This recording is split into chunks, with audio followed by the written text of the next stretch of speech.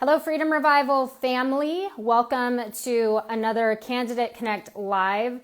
I am so excited about the candidate that we are bringing to you into your living rooms for you to get to know and to just hear a solid conversation that's going to be very raw and honest, and for you to get to know the candidate who is vying for the seat of governor of California. So if you are anywhere in California, this candidate is going to be on your ballot. So this is a great opportunity for you to get to know him and to learn a little bit more about him outside of just being a name on the ballot. So I am going to bring in Sean Friend right now, who is going to be with me tonight.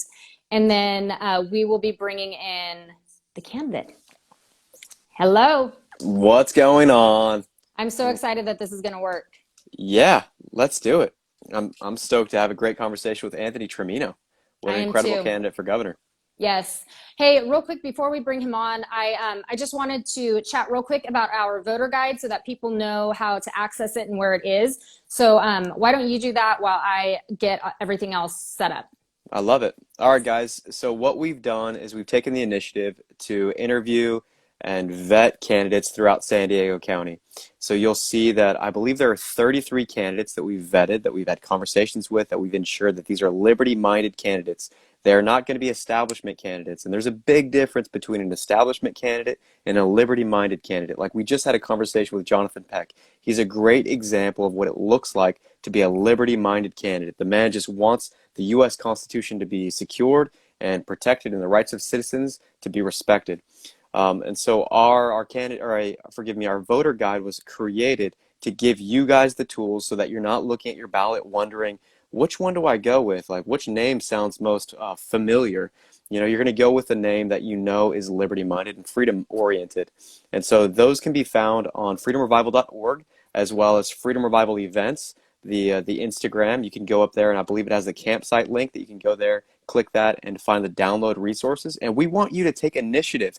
You know, for too long, we've been sitting back expecting somebody else to preserve the republic, and look at what that has gotten us. So now it's time to get engaged. We have to do something, and something small you can do. Take that printout, take it to your local restaurants that you go visit, go take it to, give it to your friends, family, share it on social media, because we need to get the word out that there are liberty-minded candidates that are worth voting for to help get them through the primary.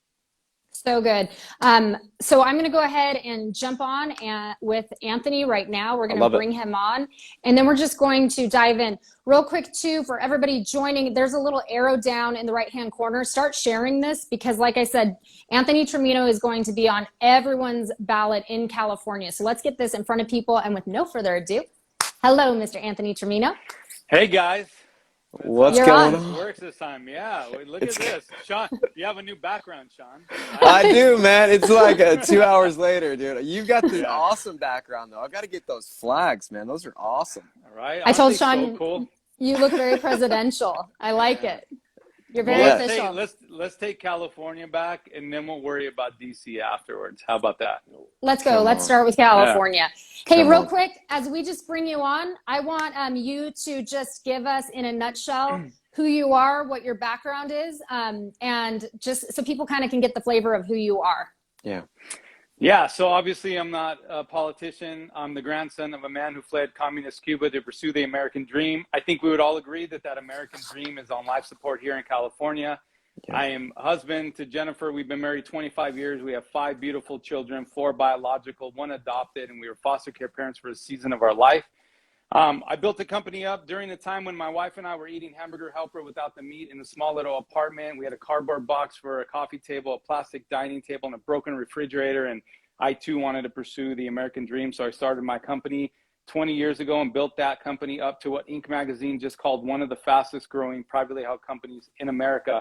And so coming into 21, you know, the wind was in my sails. Business was going great. Family was going great. Everything was, we thought we were coming out of a pandemic. And all of a sudden, I started to smell smoke. I started to hear about what was being taught in our public schools, critical race theory, gender studies, sexuality, conversations that nobody should have with our children outside of our home. I started to see businesses that were closed that would never reopen, churches that were closed, rising crime, homelessness. I told my wife we needed to get out of California. California was on fire. We needed to move out. she dug her heels in and she said, you know, you really need to think about what we're leaving behind. I thought she was talking about the weather, but ultimately God opened my eyes. And when I look back at California, this burning building that I wanted to get away from, I realized that there were 40 million people trapped inside. It was my mom, my dad, siblings, nephews, nieces, my employees, our church community, and 40 million or millions of other faces that I did not recognize, but I knew they couldn't just up and leave. And as you guys know, I'm raising boys into men. And what would it show them? Come on. Just because we could leave, we did leave.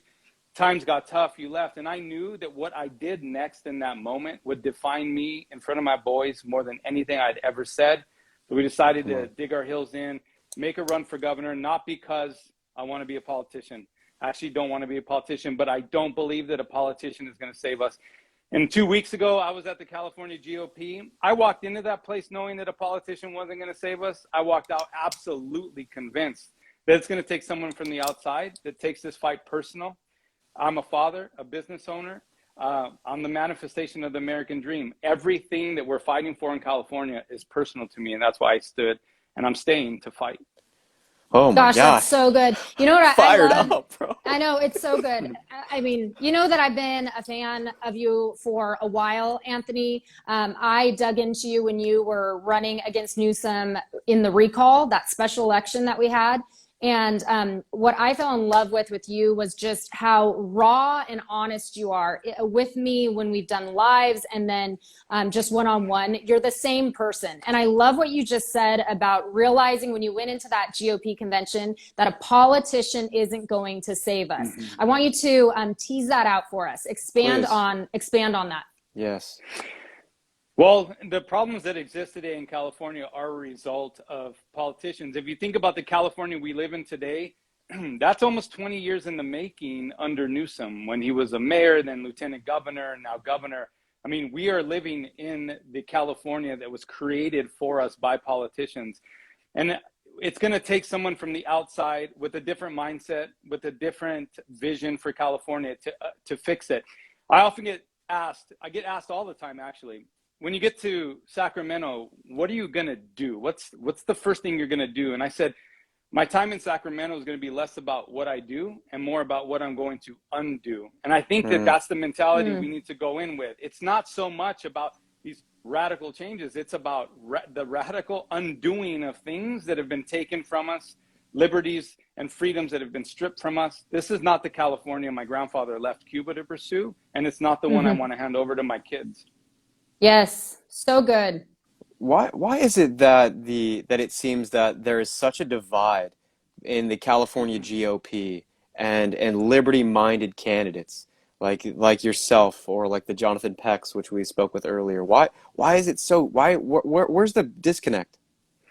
Republicans don't know how to win, and there's more money in running than there is in winning.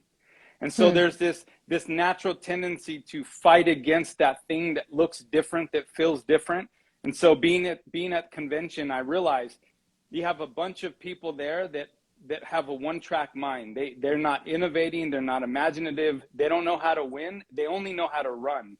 And then you have a group of us that are coming up that shouldn't be doing what we're doing, because we shouldn't have to be doing this, but we're doing it. And we have a whole different perspective and a whole different incentive. Our incentive is different. And I really saw what we were doing, how disruptive it was when on Sunday, the last day of convention, is when they actually voted to endorse candidates. And, you know, they went through seat after seat after seat. And for the most part, the establishment candidate pretty much took, you know, the endorsement from the up and coming or grassroots candidate fairly quickly. First round, most of the time, maybe second round. But then they got to the governors and something interesting happened. So first round of voting, I split the vote with the establishment person and one of the candidates fell off. Second vote, we pretty much split the votes again. The other candidate fell off. Then it was just me and the establishment candidate. They went into a third round of voting. We split the vote again. Then there was a glitch in the system and they had to vote a fourth time. They voted a fourth time and the final tally was somewhere around 56-44. We split the vote, forcing what the GOP calls a non-endorsement scenario, because you need 61% or more to get the endorsement. So after 4 rounds of voting, the establishment candidate wasn't able to get the endorsement. So they voted for no endorsement. But somebody got up and petitioned and actually forced a motion to reconsider. And check this out. They forced a motion to reconsider on these grounds. 1, we have to endorse somebody. We can't go into no endorsement on the governor. And 2, the candidate that is the establishment candidate, he's one of us. He's been around for 25 years.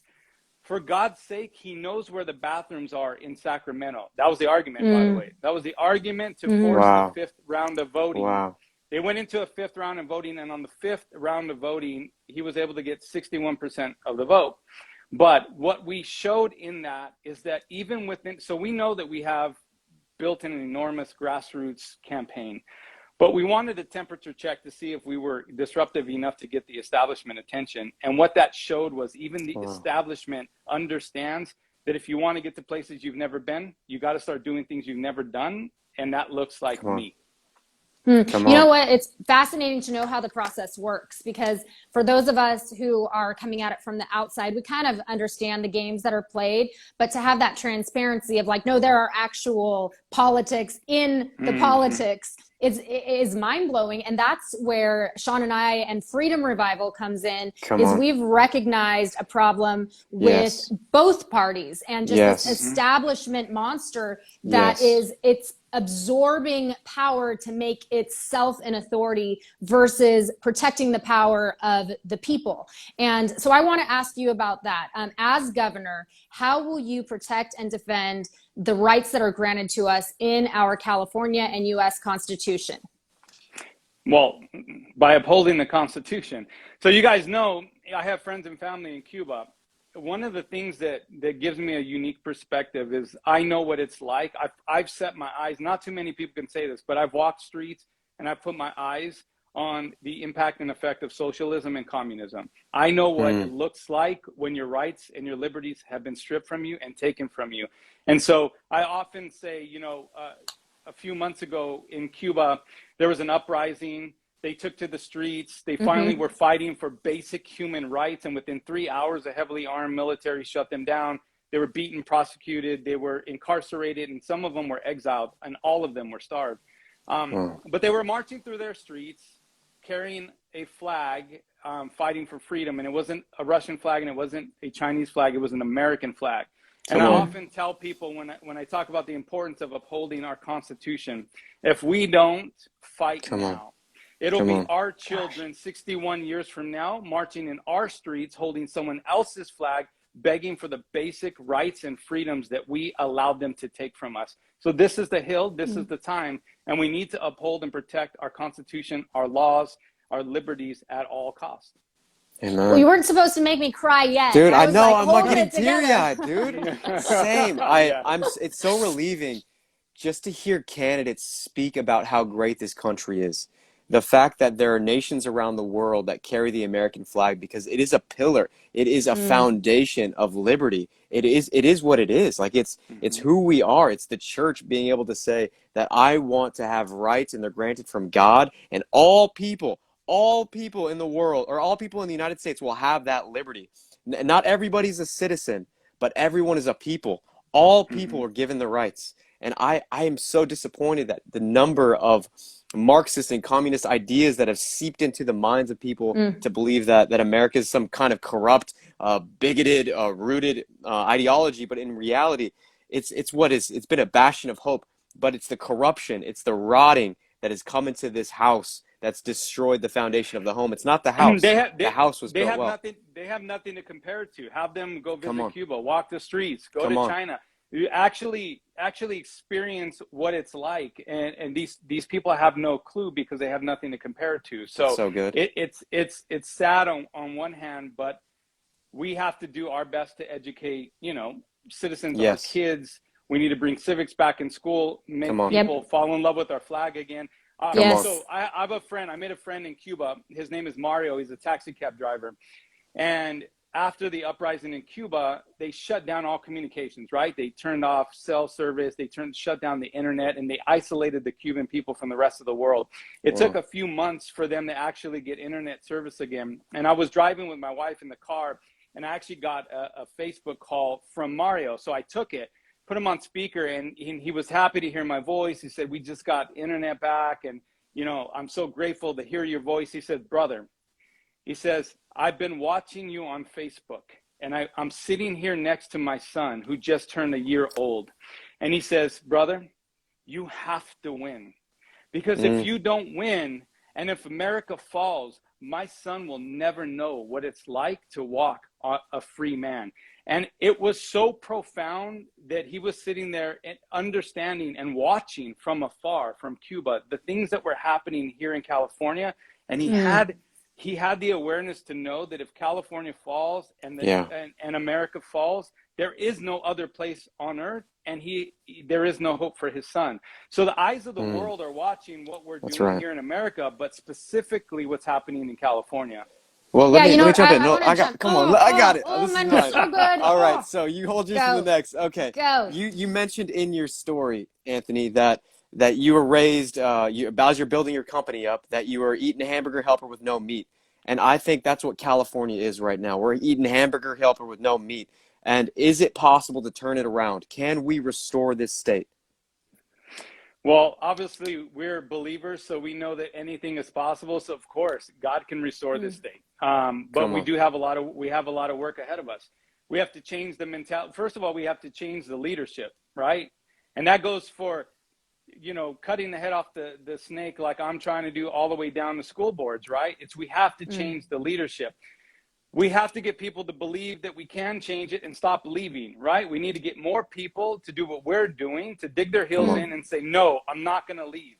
So we need to get people believing again, believing what's possible. But yeah, I do believe we can change it. We put right leadership in, we put the right people in with the right heart, with the right vision, with the right character. I say this all the time. This is so important.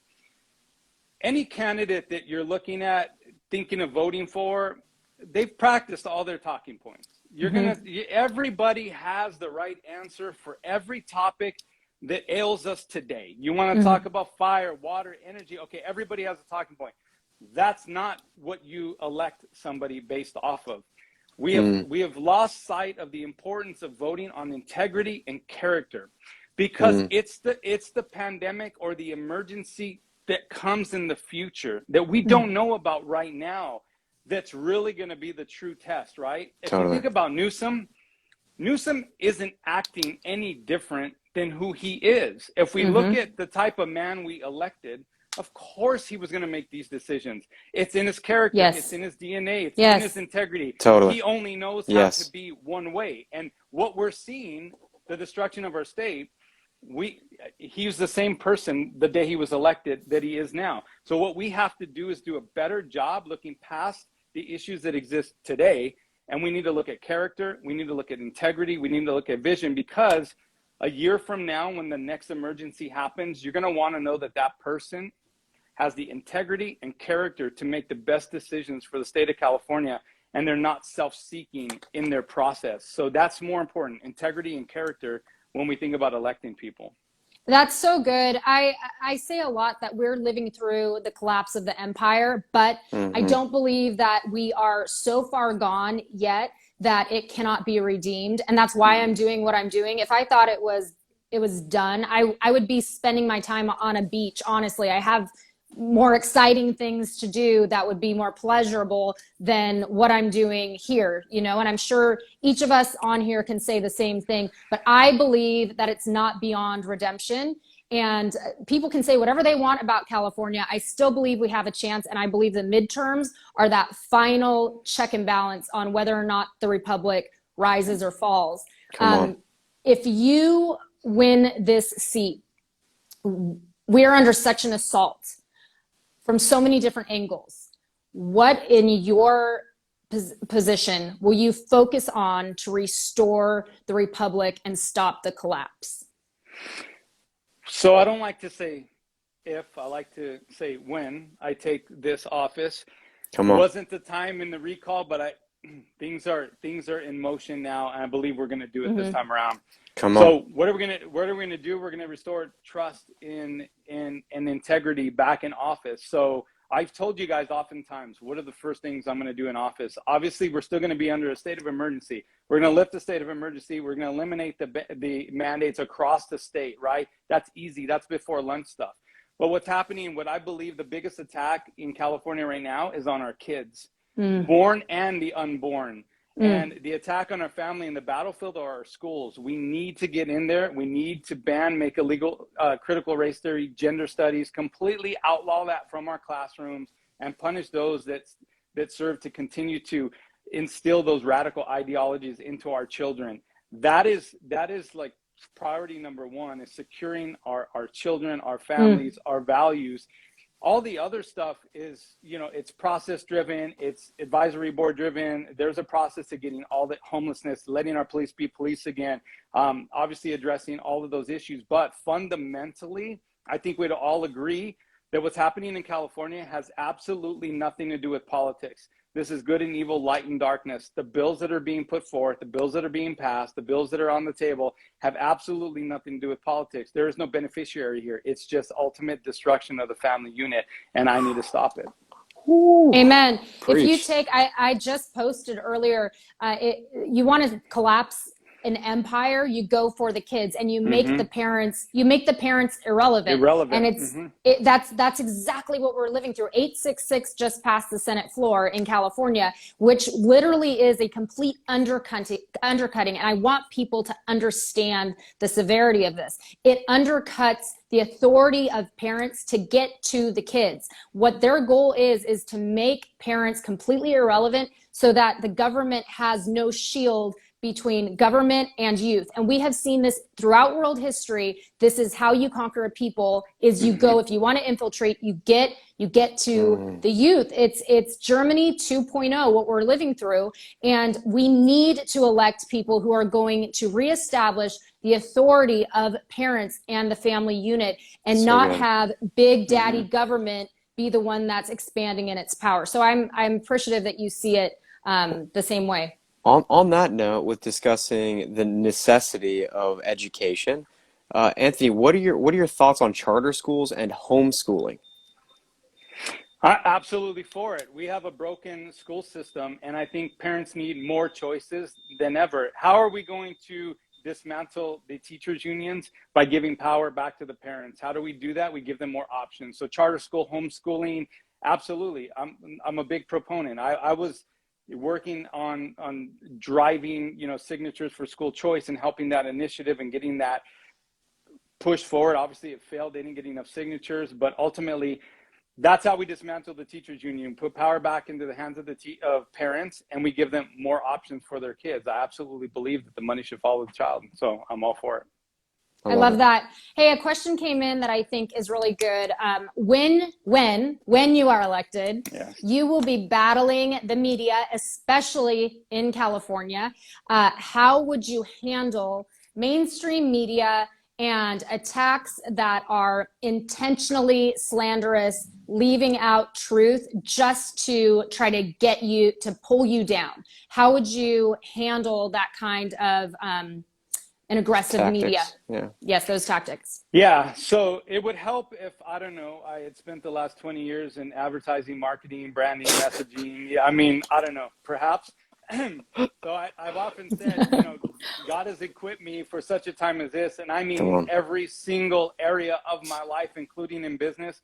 So we do reputation management for big Fortune 500 companies that have issues where, whether it's a product that goes bad or whether it's service, or we help them understand how to create messaging, how to, change the narrative, control the narrative, alter the narrative, how to bring truth out in the midst of deception. And let's just get into it.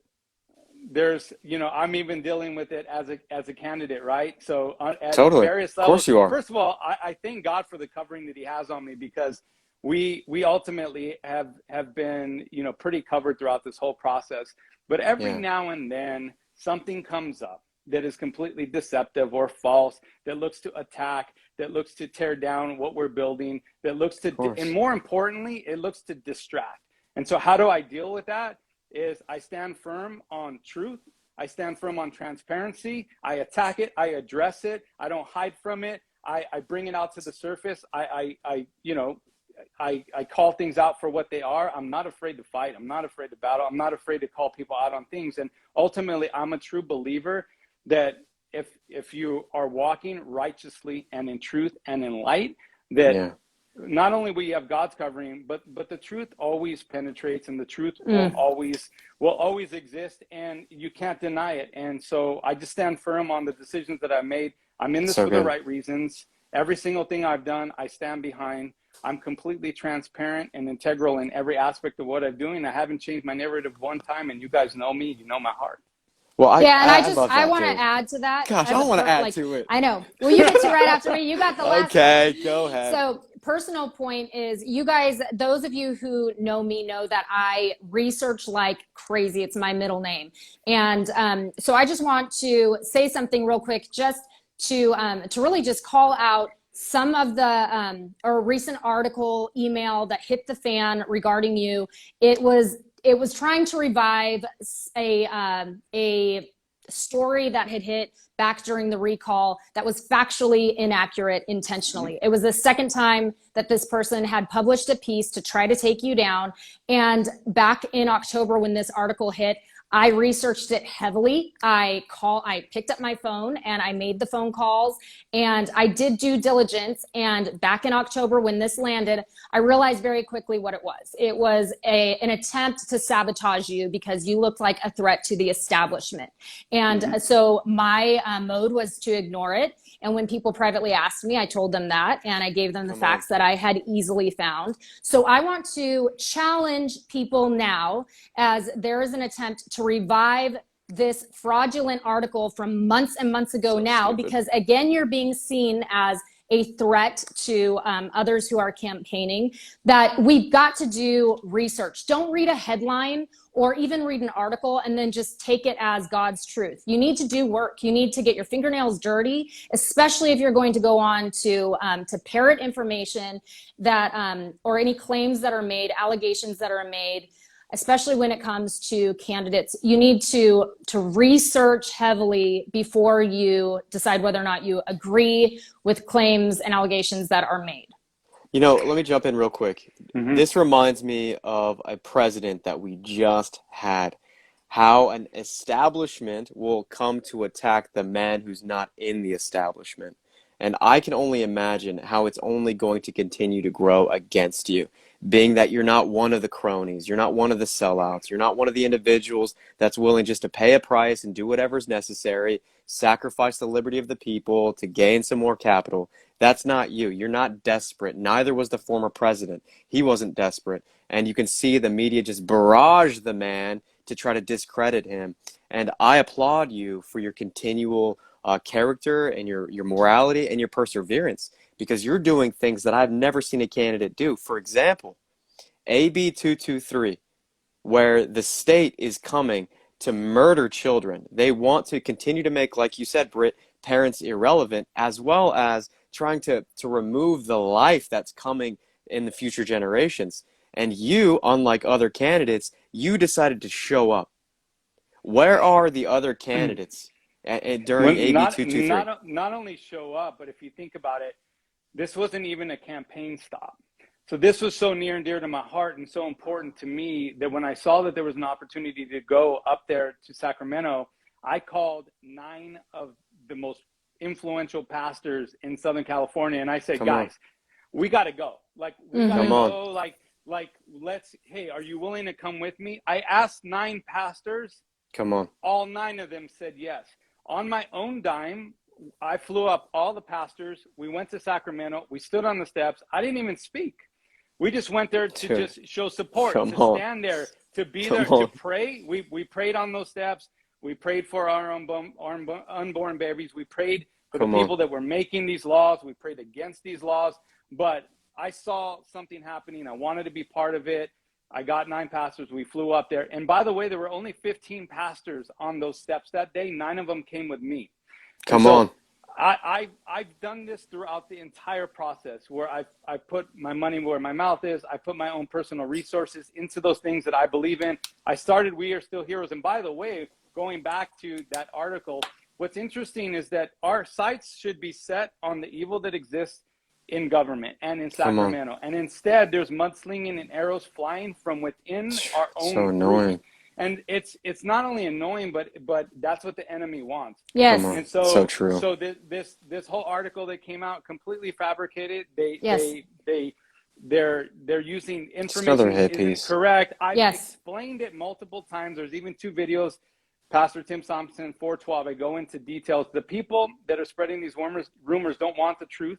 They did not call me directly. Well, it's because they work for another campaign. They got another campaign. They even saw me in person. So days obvious. It's on the their article Instagram. came out. So obvious. And they didn't come to me to talk. So they don't want. Of course, the truth. dude. It's It's not even worth talking about. But the funny thing, though, is that even within that article, it mentions the fact that even during this period of time, I put my own money. And by the way, it was like $128,000 to launch We Are Still Heroes, a statewide campaign against the discrimination that was happening against our frontline heroes who are being terminated and put on leave because they didn't want to take the vaccine. So we're going to put this to bed. It's inaccurate. It's false. And we need to focus on the true enemy, which is Newsom and Sacramento. Oh my God, and absolutely. I want to just, because we're there, can you just tell people who may not know what your position on medical freedom is? What is your position on medical freedom? Come on. My position on medical freedom today is the same position it was from the day that you guys met me, and it has never changed. It's that I believe in our ability to have the right to choose what's best for our family. Medical decisions shouldn't be made in Sacramento. They should be made at your dinner table. And while there are people that are completely anti-vax and completely for vax, my position is really simple. Do what's best for you and your family. It's about freedom of choice. It's about medical choice. And while I have my own personal opinions on it and there are decisions I would make and not make, the bottom line is that we need to equip people with information, and medical decisions should be made by you, your family, and your physicians. No sitting officials should have any say in what we do with our bodies with regards to, Okay, I'm going to take a few questions because I know that we're wrapping up and I want to get through a handful of the questions that have come in. So we're just going to kind of rapid fire through these. Where do you stand on the Second Amendment? I've purchased more guns in the last 12 months than in the last 45 years. It's too long to get. That's right. That's right. Ammunition costs too much, and we need to roll back the 111 laws that exist in California and the growing gun roster. Amen. That was as honest as you can be. If we could get rid of that gun roster, holy Lord. Come on. Let's go. All right. Are you going to push against mail-in ballots? That may be more a question of how are you going to, when you are elected, what are you going to do with the system of, it is a system, the election system in California? We're going to audit it, third-party, transparent audit up and down the state and investigate our entire voting process. And if we have to go back to paper ballots while we investigate, while we audit, so be it. We go back to what worked before we changed it. But we need to radically look at it and audit it. It's broken. I've seen it with my own eyes, and it needs to be resolved. It needs to be fixed. But it's not going to happen until we get the right person in office. That's right. What ideas do you have in place for the homelessness in Los Angeles? And I would say San Francisco and San Diego as well. Mm-hmm. Yeah, across the state. So there's 2 parts. Number one, we're going to get behind our nonprofits and our churches across the state. They have people on the ground already doing the good work. They have no structure. They have no state support. We're going to help fund them. We're going to help organize them. We're going to work with organizations like One Day LA to actually create an infrastructure so that we can go into the streets, help in a compassionate way, get the people that need help.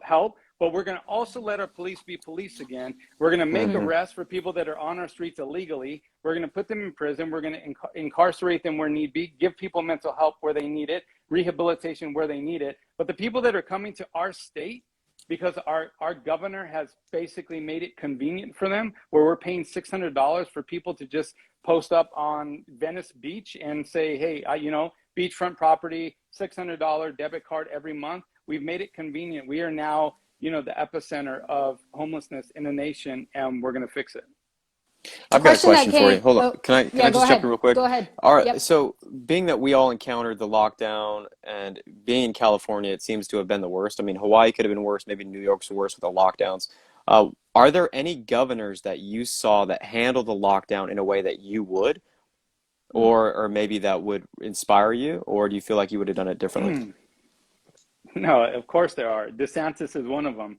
I get asked all the time, what do you think of DeSantis? Are you going to follow his blueprint? Here's what I say about DeSantis. I'm not going to follow his blueprint or be like DeSantis. We're going to be better than DeSantis. My goal in California is to make DeSantis jealous of California. In fact, within the first year, I want DeSantis getting on a plane asking me how I did what I did so he can implement it back there. But he's a great So example good. of somebody who didn't toe the line, who basically created an alternative blueprint that was for the people, that served the will of the people, and he didn't implode his infrastructure. So DeSantis is a great example of somebody who did things differently, and look at the net outcome of that. That's great. A question that keeps coming up is how you view the farmers in California, and any ideas you have of supporting Water. farmers in our state with the water issues and the regulations and all of that, just going into the issues that are facing our farmers. We have huge support in the farming community, and I have yet to speak to one single farmer who didn't tell me the same thing. We don't have a water problem, we have a water management problem. And so it's quite simply reallocating the water that's pouring into our bay, right? And giving it and reallocating it to our farmers who are paying for it. It's reimagining how we collect water, how we make water, and building an infrastructure. There's 60 billion gallons of water a day that leak out of faulty infrastructure. It's about investing in infrastructure so that we don't have the shortage, the man-made shortage because of poor infrastructure. It's collecting water, and it's innovating and giving the farmers the water that they already deserve and pay for, but they're not getting because of Newsom's policies to bow a knee to the conservationist. Okay, just a couple more questions before we call it a night. It's always so sad to, because I'm like, we're on a roll. Will California, Los Angeles, down here in San Diego, we've got it, San Francisco, ever be affordable, a place that's affordable to live? Many people are leaving the state due to the high cost. What are your ideas to change that? Yeah, so that's what we want to do, make it affordable again. We want to look at regulations. So think about this. I was talking to a developer. Says, I spent $500,000 getting a traffic survey for a building that I wanted to create. That's $500,000. And then the project was delayed by 2 years, which means a higher cost to build. So if you think about this, and he says, here's the net impact on the community. I finally build my property and I finally go to lease it. I have to recoup those fees. In order to do that, I have to set rent amounts that are the highest in the community. So I have to do that. Now, what happens is all the other buildings around me, I've now set the new market. And so they get an opportunity to raise their rents as well for properties that are far inferior. But it creates this inflated market where nobody wins, where you have vacancies from property owners and people are paying way too high rent for properties that are not worth that. And we're seeing it across the state. So it's about building an advisory board of developers across the state to actually look at regulations, red tape, reversing them, making it affordable to build so that it can become affordable to live. All right, 2 last questions. There are so many. I'm so sorry I can't get to all of the questions, so I'm trying to pick up some that seem a little bit repetitive that people want to know. So just a couple of last ones. What will you do to tackle the high gas prices in I mean, we are just spending money in California like we have money trees. So how would you tackle the high gas prices in California? Well, we're going to work to put a moratorium on it, right? I know that we have people that are fighting in Avon and people in elected office that are fighting against it. Here's the thing that I want everybody to know about our gas prices. Our governor has an agenda to eliminate gas-consuming vehicles. What better way to force you into that agenda than to make gas so expensive that you can't afford to drive your car? So we start to look at his broken policies. We start to rewrite them, to undo them. Then we're able to actually tackle some of these problems. bottom line is, as a business owner, think about this. We consume more gas than anybody in the nation. We should be paying the lowest price for gas in the nation. But our system is broken because we don't have a businessman in office. Right. So I've got a good. question on that. Before the next one, Britt. So we were watching San Francisco constantly get raided by criminals, going in and out of these stores, so much so that CVS has left San Francisco. What would you do to handle this problem? Well, we need to let police be police again, right? So we need to equip them, support them. We need to hire more police. We need to fund the police. The bottom line is, I just spoke about it tonight. Police are being asked to stand down. It's counterintuitive for a police officer to see a crime and to not make an arrest, but they're being asked to stand down because of our broken laws. Yeah. Early release, no cash bail. Police are making arrests. And I get this told, I was just told by a sheriff, I made an arrest. I sent this person in for booking. I ran down to McDonald's to get lunch. When I came back, I saw the guy walking down the street again. Early release, no cash bail. It's a broken system. We need to let police be police again. But we need to prosecute crime so severely that nobody wants to commit a crime in California. We need to set an example so that this is the last place in the nation that you want to commit a crime, because we will make an example out of you. So good. So good. Okay, this is the last question for you before we wrap up. With 20 or so Republicans, how will you get your name out enough to win? And I think that is a really important question to focus on, because there are going to be a lot of names on the ballot. So what sets you apart, and how can people support you as you vie for this position? Well, a couple of ways. So first of all, we just launched our Showdown for Sacramento, Battle for the Capital Media Blitz. You'll start seeing it, TV, radio, print, outdoor. It's pretty awesome. I'm not going to lie. And so we're going to get our word out through traditional media, obviously. But here's how we win. Here's the path to win. So I tell everybody, you have one silver bullet. Your vote is the silver bullet. You got to put it where it's going to do the most amount of damage. So how can you get behind a candidate that can win? In California, this is the only path to victory. And no matter who you talk to, you need these three things to win in California. Number one, you need the Latino vote. If you don't get the Hispanic vote, you do not win in California, period. End of story. So I'm 50% Mexican, 50% Cuban. I was born here. I'm 100% American. So now we have the candidate that best reflects the diversity that exists within California. Number two, we're endorsed by people like Lexit, which is the biggest grassroots movement of Latinos exiting the Democrat Party in the nation.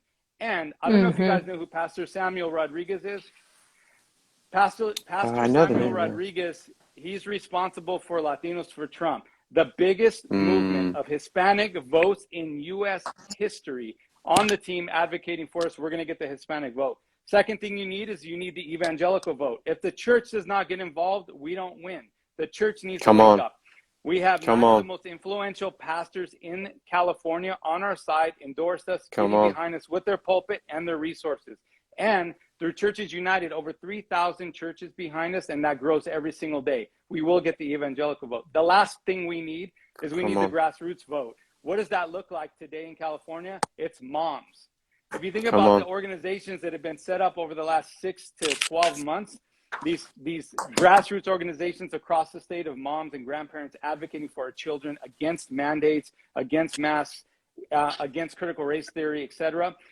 We have the biggest coalition of grassroots supporters in the entire state. In fact, if you added up all the candidates together, they don't have nearly a fraction of the support that we have up and down the state in those three areas. And you need those three areas to win. So I am the silver bullet in this election. You guys need to get behind me. With your support, I'll be the 41st governor of California. Let's go. Let's go, dude. All right. That got me fired up. I imagine everybody else is fired up. So what can people tangibly do? What's a call to action where we are all ready, dude? We're loving this. We're here. We're fully engaged. We need a tangible thing that we could do to support you and empower you to ensure that you're our next governor. So a couple things, right? If all you have is your voice, if all you have is your platform, use it. Share our message. Get the word out. Use social media. Call your friends. Door knock. Actually do the hard work, right? If all you can do is pray, we'll take your prayers as well. But here's another thing that we need. And I want to say it like this. When my wife and I were eating Hamburger Helper in that apartment, I made a decision that I would put ourselves in a position where I never had to ask for help. And so this place that I'm in is foreign to me because I don't like to ask for help. But I realized that this is bigger than me, and it takes resources that are beyond my own resources. So when we talk about donation and the importance of donating to all candidates, I like to say it like this. So imagine, Sean, that you have a child, and I know you do, but imagine your child was in the ocean drowning, and you couldn't save that child. Oh, dude. But I came along and I said, hey, Sean, I'll jump in the water and I'll rescue your child. But hey, can I get some fins so that I can get to your child faster? And imagine if you looked at me and said, no, man, sorry, I'm not going to help you. And then Britt, imagine if your child was next to his in the ocean. I said, Britt, I'll go and I'll save your child. But can you give me a life jacket so that I can actually stay afloat while I swim to your child? And imagine if you looked at me and said, no, you're going to have to do it on your own. Well, that's what you say to a candidate when you don't put your finances behind their campaign. So we have to do this. We're going anyway. With or without it, we're going. I'm jumping in that water, and I'm going to do everything I can to save our children. But if you can help with the fin, with the life jacket, with the snorkel, we'll take any help we can get. $1, a million, it doesn't matter. Dude. But we all need to be invested in this. All right, I've got to touch on this. You were just in a meeting of sorts, and I was listening to the live stream, and there was a man who asked you a question, and he said, what can we do to help you? I have 5 houses, 3 in Washington, 2 in Oregon, and 1 here, so 6 houses in California. And do you have bumper stickers? Like, do you have a bumper sticker that I can take or something? And I was so appalled by the ignorance of an individual not to recognize a sincere, real need that exists. And I'm calling on the church. I'm calling on the Latinos. I'm calling on the Black community. I'm calling on the moms. I'm calling on individuals that recognize the system's broken, and the only way to fix it is through free people, liberty-focused and constitutional individuals getting engaged. And I'm calling on you guys to do something. Donate money. Volunteer. Get some yard signs and pass them out. Have a gathering of people and go through the voter guide. Like, have conversations and do more than just slapping a bumper sticker. Do more than just putting a sign in your yard. Uncomfortable. I don't enjoy these conversations. Sometimes they're really hard for me. I freak out, but I do it anyway because we have to help these candidates. Because if we want a free state, the only way it gets free is if citizens get engaged again. That's right. And you know what? Just to circle all the way back to the beginning of this conversation, this is about electing someone who is going to stand for the people and for the republic, and not stand for these manufactured institutions and systems at play, but to actually go in and flip those tables back to the way we were supposed to be. And that's why I stand with you, Trimino, and I have stood with you through thick and thin, because I've dug into you. I know your heart. I know that you are who you say you are. And that's why the attacks come. And I am so thankful that you stand so firm, that you are so resilient through it, and that it's just like, let's just dust it off and let's keep going, because I'm for the people, and I am going to fight for the people. And ultimately, that's what I want for my family in California. I want someone who I know is sitting there to protect me, not someone who's sitting there to pander to Washington, D.C., and to make this a socialist experiment of a Cuba 2.0. Really, I don't want that. I want a lion in that seat who's going to protect me, who's going to protect my due rights, my First Amendment, my Second Amendment, all the way down. That's what I want. And that's why I'm standing with you, and why it is so imperative that whatever you can do, you do it now, because otherwise we're going to lose this state. And then we're going to be looking back wishing, I wish I would have just done a little more, just a little. I wish I would have gotten just a little bit more uncomfortable. Because you know what? It's going to get damn uncomfortable. It's going to get so uncomfortable. If we keep this tyrant who we have in right now, the thing's gonna fall. So it is so important now that we get just a little bit more uncomfortable, so that we can look back and say, I did it all. I did everything I could do, and my conscience is clear. I actually want to touch on that real fast as we end, doing everything that we can. So I made a promise to God when I began this. So I don't know if you guys know, I'm doing 20 hours a day, 7 days a week. I'm sleeping 4 hours a day. Last month, in 30 days, we did 127 events. I don't say that because I need pity. Wow. What I'm trying to say is I made a commitment to God that at the end of this, he will say, well done, good and faithful servant.